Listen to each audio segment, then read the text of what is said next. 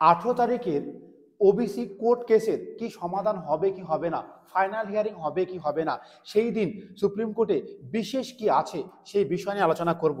আপনারা জানেন আমরা ওবিসির প্রত্যেকটা কথা, প্রত্যেকটা আপডেট আপনাদেরকে দিয়ে থাকি আমাদের এই ইউটিউব চ্যানেল আইকে স্টাডিতে। তাই আপনি বলবো অবশ্যই চ্যানেলটিকে একবার সাবস্ক্রাইব করুন, বেল আইকনে প্রেস করুন, কারণ পরবর্তীকালে আপনার সার্টিফিকেট ভ্যালিড আছে কি নাই, আপনি ব্যবহার করতে পারবেন কি না, বা ওবিসি থাকবে কি থাকবে না, বা ওবিসি এবি মিলে কি হবে, সমস্ত কিছুর আপডেট আমার এই ইউটিউব চ্যানেল থেকে পেয়ে যাবেন। তাই চ্যানেলটিকে এখনই সাবস্ক্রাইব করুন এবং বেল আইকনটি প্রেস করুন। চলুন আজকে আমরা আপনাকে কি জানাবো সেই বিষয়টা আপনি একবার দেখে নিন। আজকে আমরা জানাবো যে কি সাংবিধানিক বেঞ্চ বসতে চলেছে 18 তারিখ। ইয়েস, সুপ্রিম কোর্টে 18 তারিখ সাংবিধানিক বেঞ্চ বসতে চলেছে। তাহলে কি ওবিসি কেস সমাধান হবে? কত নম্বর কোর্টে, কত নম্বর সিরিয়ালে আমাদের ওবিসি কেস আছে সুপ্রিম কোর্টে, তার প্রমাণ আপনাকে আমি দেখাবো। দেখানোর আগে বলবো, আপনারা জানেন যে একটি নদিয়া জেলার বিখ্যাত আবাসিক কোচিং সেন্টার আইকে স্টাডি আপনার জন্য নিয়েছে এক বিশেষ সুযোগ সুবিধা। কি সেই বিশেষ সুযোগ সুবিধা? এখানে থাকা, খাওয়া, পড়াশোনা পুরোপুরি ফ্রি। একেবারে ঠিক শুনেছেন, একেবারে ঠিক শুনেছেন। শুধুমাত্র ভর্তির সময় কিছু পরিমাণ টাকা লাগবে। এর পরবর্তীকালে আপনি এই ধরনের রুমে, যে রুমে একজন থাকবেন, একজন রুমে দুজন থাকতে পারবেন, চারজন থাকতে পারবেন। কাদের জন্য থাকতে পারবেন? এখানে ডিফেন্স লাইন অর্থাৎ পুলিশ, আর্মি, সিআরপিএফ, বিএসএফ অর্থাৎ WBP, KP, SSC GD, army, RPF, railway group D, এই ধরনের ব্যবস্থাপনা রয়েছে। তাই যারা এই ধরনের চাকরি করতে চান, একটি ভালো আবাসিক কোচিং সেন্টার খুঁজছেন যেখানে ডিজিটাল বোর্ডে ক্লাসরুম হবে, এইরকম অতি সুন্দর পরিষ্কার পরিচ্ছন্ন রুমে খাওয়ার আপনাকে থাকানো হবে। এছাড়া সকালবেলায়, দুপুরবেলায় এবং রাত্রিবেলায় এই ধরনের খাবার বা পরিষেবা দেওয়া হয়। আমাদের এক্স আর্মিম্যান থেকে শুরু করে অন্যান্য সার্ভিসম্যান আমাদের এই সংস্থার সঙ্গে যুক্ত, এবং এটি একটি এনজিও দ্বারা, ভারত সরকার দ্বারা, পশ্চিমবঙ্গ সরকার দ্বারা অনুমোদিত এবং রেজিস্টারকৃত আইকে স্টাডি আবাসিক কোচিংয়ের অফিস বিল্ডিং। তো চলুন আমি দেখি আজকের বিশেষ। আপনাদের সামনে ওবিসি কেসের সিরিয়াল নম্বর ভেসে উঠেছে। আপনারা দেখতে পাচ্ছেন serial number 8, court number 2, court number 2 অর্থাৎ সুপ্রিম কোর্টে 18 তারিখ, সুপ্রিম কোর্টে 18 তারিখ, কোর্ট নাম্বার 2 সিরিয়াল নাম্বার 8-এ আমাদের এই ওবিসি কেস এসেছে। দেখতে পাচ্ছেন, আপনি নামটা এখানে দেখতে পাচ্ছেন, the West Bengal and the versus Amal Chandra, এবং দেখতে পাচ্ছেন কে কে পিটিশনার আছে। আমরা দেখে নেব এই যে for final hearing. Final hearing, আমি এই কথাটা গুরুত্বপূর্ণ, যদি হিয়ারিং হয় তাহলে ফাইনাল হিয়ারিং হবে। তো চলুন আমি আরো কিছু প্রমাণ দেখাই, কত নম্বর কেস কি আছে বিষয়গুলো দেখে নিন। এবার ভালো করে দেখুন ওবিসি কেসের ডিটেলস, কবেকার ডিটেলস একেবারে দেখতে পাচ্ছেন। 18 তারিখের ডিটেলস কিন্তু আমরা লিখেছি আপনাদের সামনে। ডায়েরি নাম্বার দেখতে পাচ্ছেন 27187, the state of West Bengal versus Amalchandra Das, এবং ডায়েরি নাম্বার আপনি দেখতে পাচ্ছেন ফিল্ড অন সেন পেন্ডিং, দেখতে পাচ্ছেন কেস নাম্বার, আপনি দেখতে পাচ্ছেন কেস নাম্বার যেগুলো আপনার দরকার, সিএনএন নাম্বার দেখুন, present listed on justice honourable Mr justice B R Gavai এবং অনেবল জাস্টিক দেখেছেন আমাদের দরকার। কোর্ট নাম্বার 8, কোর্ট নাম্বার 8 18/2/5 তারিখে, অর্থাৎ 8 নম্বর কোর্ট নাম্বার 8-এর সিরিয়াল নাম্বার, এটা সিরিয়াল নাম্বার 8-এর 18 তারিখে কেসটা হয়েছে। দেখুন স্টেজ বা পেন্ডিং, এখানে স্ট্যাটাসটা কি আছে? Pending, pending motion hearing top the 5 list for the admission list আর ফাইনাল হিয়ারিং। এই যে disposal list for final hearing, এই কথাটা আপনি মাথায় রাখবেন, ভীষণ ভীষণ important. For final hearing at the top of the board list on date 28/1/2005, top of the board 7/1/2005। আপনি দেখতে পাচ্ছেন তাহলে 7 তারিখ ডেট ছিল, 28 তারিখ ডেট ছিল, সেই ডেটের ফাইনাল হিয়ারিং সম্বন্ধে দেবে 18 তারিখে। তার স্ট্যাটাস কিন্তু সুপ্রিম কোর্ট অলরেডি দিয়ে দিয়েছে, টেন্টেটিভ কম্পিউটার জেনারেটেড ডেট এবং ক্যাটাগরি দেখতে পাচ্ছেন। চলুন নেক্সট পেজে, নেক্সট পেজে এটা পুরোপুরি সুপ্রিম কোর্ট থেকে নেওয়া একেবারে অরিজিনাল প্রমাণ আপনাদের সামনে আমি লিখেছি। নেক্সট পেজ আমরা দেখে নেব। নেক্সট পেজে দেখতে পাচ্ছেন পিটিশনার কে আছে, আমাদের West Bengal, the West Bengal, West Bengal অর্থাৎ আমাদের পশ্চিমবঙ্গ সরকার, দুই West Bengal commission of backward classes অর্থাৎ পশ্চিমবঙ্গের ব্যাকওয়ার্ড ক্লাসেস, এবং বাকিরা এবং শিডিউল কাস্ট থেকে শুরু করে এসটি, এসসি, আদার কাস্ট, সমস্ত ব্যাকওয়ার্ড কাস্ট, ন্যাশনাল কমিশন থেকে শুরু করে সমস্ত ধরনের এরা কিন্তু আছে পিটিশনার, বুঝতেই পাচ্ছেন। এবার আসি মোদ্দা কথায়, কি বিশেষ কথা, আপনি কি চেনেন এই শব্দটি? যদি না চেনেন তাহলে একবার দেখে নিন কি বিশেষ কথা। সাংবিধানিক বেঞ্চ, সাংবিধানিক বেঞ্চ এই শব্দটি আপনি কি চেনেন? ঠিক ঠিক শুনেছেন, 18 তারিখে 18 তারিখে হঠাৎ করে সেই দিনই সুপ্রিম কোর্টে বসতে চলেছে সাংবিধানিক bench.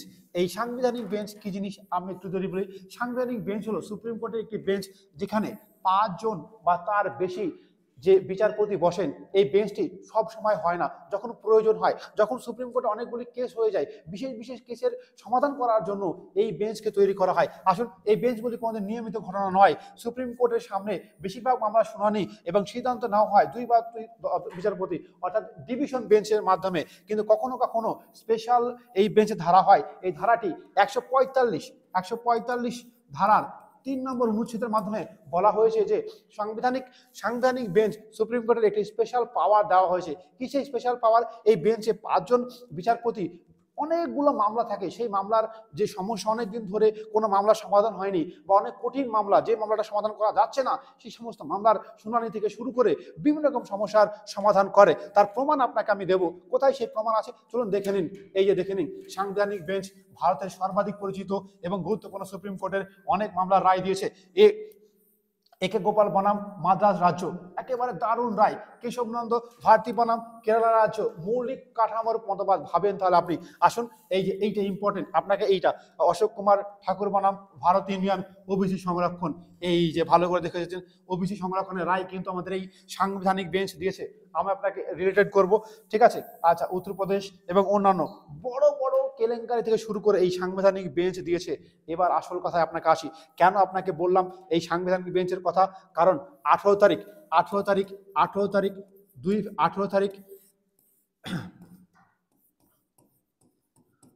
Court number 2-তে serial number 8-এ আমাদের ওবিসি কেস রয়েছে। ওবিসি কেসের যে বিচারপতি রয়েছেন, মেন বিচারপতি বি আর গভাই, তিনি রয়েছেন কোথায়? সাংবিধানিক বেঞ্চে।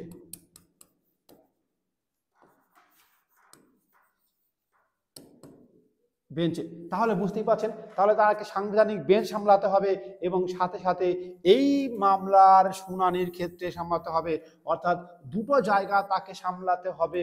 সুতরাং কিন্তু এখানে একটি প্রশ্ন থেকেই যায় যে এত কিছু সাংবিধানিক বেঞ্চে এত মামলা থাকে যে সেখান থেকে মুক্তি পাওয়া বা রেহাই পাওয়া ভীষণ ভীষণ একটু সমস্যা হতে পারে। কিন্তু সেই একই জায়গায় দুজন আছেন, এখন তিনি কি করবেন না করবেন সেইটা কিন্তু এখন একটা বিশেষ দিক রয়ে গেছে বা প্রশ্নচিহ্ন রয়ে গেছে। তাই বলতে পারি যে চিন্তাভাবনা যদি পজিটিভ রাখো, তাই সাংবিধানিক বেঞ্চ থেকে যদি তিনি সময় পান অবশ্যই হবে ফাইনাল হিয়ারিং। আচ্ছা, ফাইনাল হিয়ারিং মানে কি সমাধান হয়ে যাবে? মোটেও না। আপনারা দেখেছেন 26,000 শিক্ষকের যে কেসটি আপনি দেখলেন, যে ফাইনাল যে জাজমেন্ট হয়েও কিন্তু নিষ্পত্তি এখনো রায়দান পর্ব হয়ে ওঠেনি, ফাইনাল হিয়ারিং। তাহলে যদি হিয়ারিং হয়, সম্ভব হয়, তাহলে হবে ফাইনাল হিয়ারিং। ফাইনাল হিয়ারিং হলে কি সমাধান হবে? না। দেখুন, ওবিসি কেস কিন্তু একেবারে সহজ বিষয় নয়, অনেক জটিল বিষয়। কখনো 2010-এর আগে, কখনো 2010-এর পরে, কখনো 2010-এ এই সমস্ত বিষয়, কখনো ওবিসির বিভিন্ন কাস্টের বিভিন্ন বিষয়, তার আদৌ তারা কাস্ট কিনা তার প্রমাণের বিষয়, নোটিফিকেশন নাম্বারের বিষয়, অনেকগুলি এবং বিভিন্ন জায়গার সঙ্গে এই এত বড় সমস্যা। ফাইনাল হিয়ারিং এর মধ্যেও কিন্তু আবার নেক্সট ডেট পড়ার সম্ভাবনা রয়েছে, অর্থাৎ যদি হিয়ারিং হয় সেটা ফাইনাল হিয়ারিং হবে, কিন্তু জাজমেন্ট হবে না। জাজমেন্ট অর্থাৎ ফাইনাল রায়দান অর্থাৎ রায়দানের জন্য আপনাকে হয়তো অপেক্ষা করতে হবে এবং তাকিয়ে থাকতে হবে যে সাংবিধানিক বেঞ্চ কোন দিকে মোড় নিচ্ছে বা সাংবিধানিক বেঞ্চের কার্যক্ষমতা বা ক্রিয়াকলাপ কি হচ্ছে, সেটা কিন্তু লাইভ জানতে পারবেন। কবে জানতে পারবেন? 18 তারিখ আমাদেরকে আপনি ফলো করবেন এবং সেটা কিন্তু আপনাকে বলে দেব যে এই মামলার কোন দিকে গড়াচ্ছে। তবে এই মামলা কিন্তু একেবারে আপনাকে আর একটু কয়েকটা নিশ্চিত করতে পারি, খুব তাড়াতাড়ি সমাধান হয়ে যাবে, কারণ অলিখিতভাবে মে মাসের মধ্যে সমাধান করতে হবে এই ওবিসি কেস। সুতরাং খুব তাড়াতাড়ি সমাধান হয়ে যাবে। ফাইনাল হিয়ারিং সম্ভাবনা রয়েছে, তবে সম্ভাবনা একটু কম রয়েছে, এবং এই ফাইনাল হিয়ারিং হয়ে গেলেই তারপর আপনি জাজমেন্ট পেয়ে যাবেন এবং আপনার সার্টিফিকেট ব্যবহার করতে পারবেন। যে সমস্ত 66 নাম্বারের পর ওয়েস্ট বেঙ্গল ওবিসি কাস্টের 66 নাম্বার থেকে অর্থাৎ 67 নাম্বার থেকে 180 পর্যন্ত যারা ব্যবহার করতে পারছেন না বা বাতিল বলে গণ্য হয়েছে, তারা ব্যবহার করতে পারবেন কি পারবেন না সেইটা কিন্তু এই ফাইনাল রায়দান বলে দেবে। তো আমাদেরকে ফলো করবেন, আমরা প্রতিনিয়ত আপনাকে আপডেট দেবো। আর হ্যাঁ, অবশ্যই সবাইকে জানানোর জন্য, সবাইকে অবশ্যই আপডেট দেওয়ার জন্য আপনি অবশ্যই এই ভিডিওটি শেয়ার করুন। আর আপনি কি চাইছেন যে আপনার ছেলে মেয়ে চাকরি পাক বা পুলিশ আর্মি সিআরপিএফের জন্য পড়াশোনা করুক একটা সুন্দর পরিবেশে, মনোরম পরিবেশে, যেখানে খুব অল্প সংখ্যক ছাত্রদের সিট দেওয়া হয়, অর্থাৎ সুযোগ দেওয়া হয়। তাই আপনি বলবো অবশ্যই উচ্চ মাধ্যমিকের পরে আপনার ছেলেকে বা মাধ্যমিকের পরে আমাদের হাতে দিয়ে দিন, কয়েক বছরের মধ্যে আপনাকে চাকরি পাইয়ে দেবো, এটা আমাদের ওয়াদা এবং গ্যারান্টি। জয় হিন্দ দোস্ত, পরবর্তী ভিডিওতে আবার দেখা হচ্ছে।